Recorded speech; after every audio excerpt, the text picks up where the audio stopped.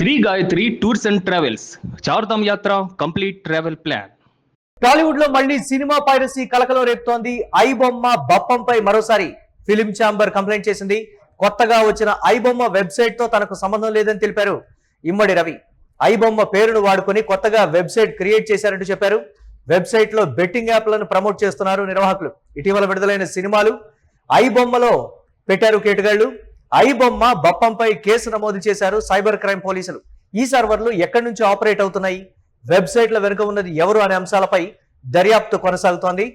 దీనికి సంబంధించి మరిన్ని అప్డేట్స్ మా కరెస్పాండెంట్ రవీంద్ర అందిస్తారు. రవీంద్ర, ఐ బొమ్మ మళ్లీ ప్రత్యక్షమైనటువంటి పరిస్థితి సినీ ఇండస్ట్రీలో ఒకంత ఆందోళన అయితే మొదలైంది.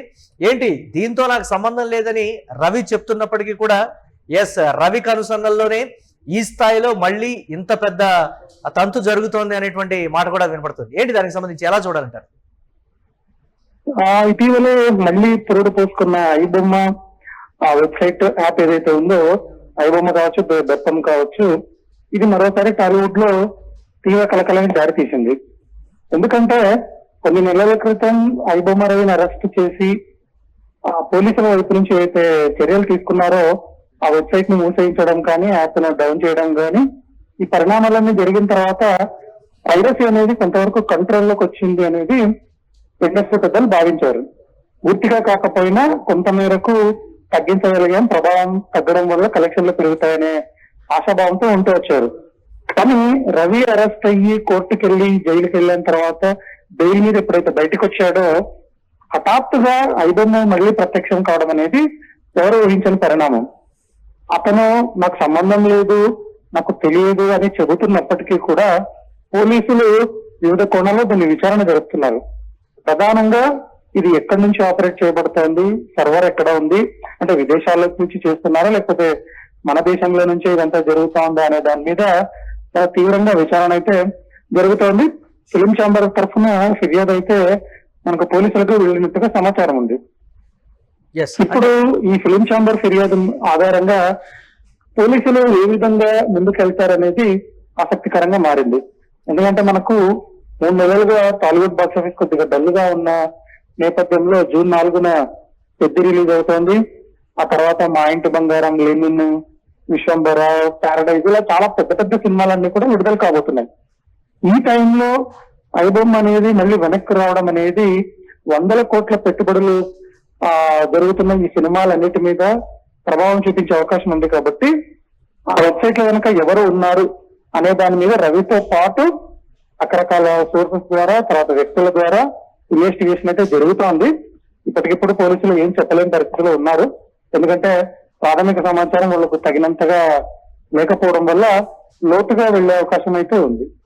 అంటే రవి ఇప్పటికీ పోలీస్ సర్వేలెన్స్ లోనే ఉన్నాడు. రవి ప్రతి అంటే మూమెంట్ మీద కూడా నిఘా ఉంది అనేటువంటి మాట ఈ నేపథ్యంలో తను చెప్పిన పరిస్థితి, ఈ వెబ్సైట్ తో నాకు ఎలాంటి సంబంధం లేదు, నేను మళ్ళీ ఆ జోలికి వెళ్ళను కూడా క్లారిటీ ఇచ్చినటువంటి పరిస్థితి ఉంది. కానీ ఇంత పెద్దది ఆర్గనైజ్డ్ గా చెయ్యాలి అని అంటే మళ్ళీ అది రవికే సాధ్యం అనేటువంటి మరొక వెర్షన్ కూడా వినపడుతుంది. దానికి సంబంధించి ఏంటి రవీంద్ర?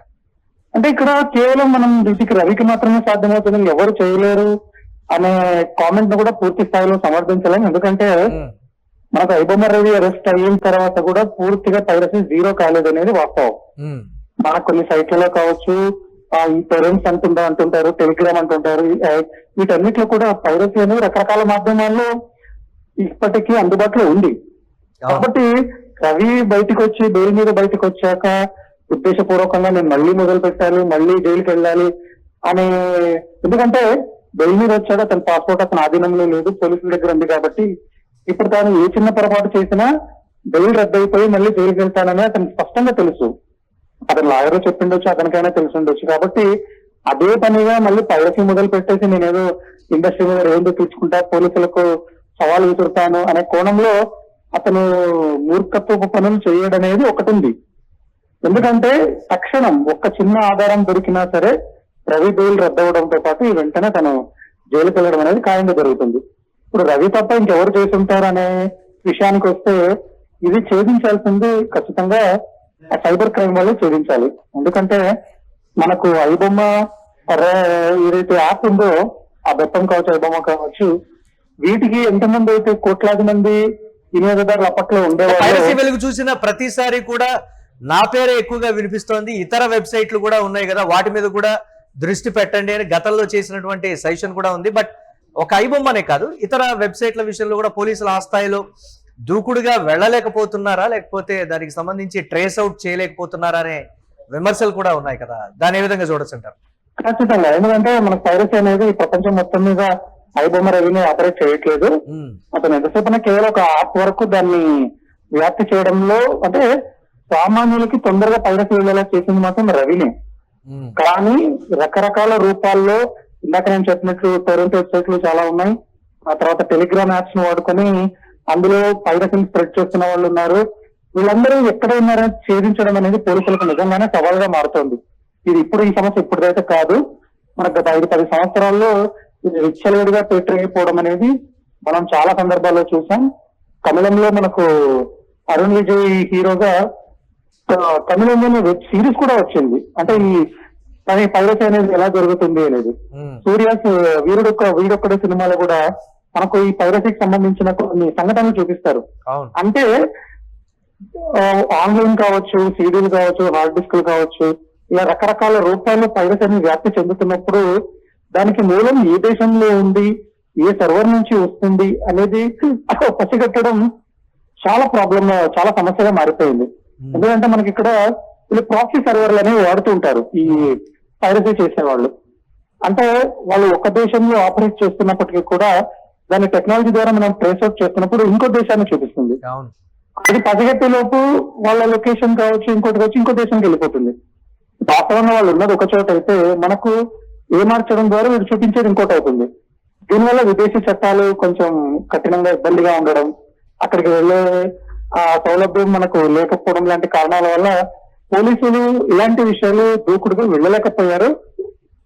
రవి ఎలాంటి వాగ్మూలం ఇవ్వబోతున్నాడు, ఇంకా ఎలాంటి విషయాలు చెప్పబోతున్నాడు, తన టీం సభ్యులు ఎవరైతే ఉన్నారో వాళ్ళు ఎవరైనా కొత్తగా ఈ ఐబొమ్మను మళ్ళీ పునఃప్రతిష్ఠ చేశారా అనేది ఇవన్నీ కూడా విచారణలో మనకు బయటపడతాయి.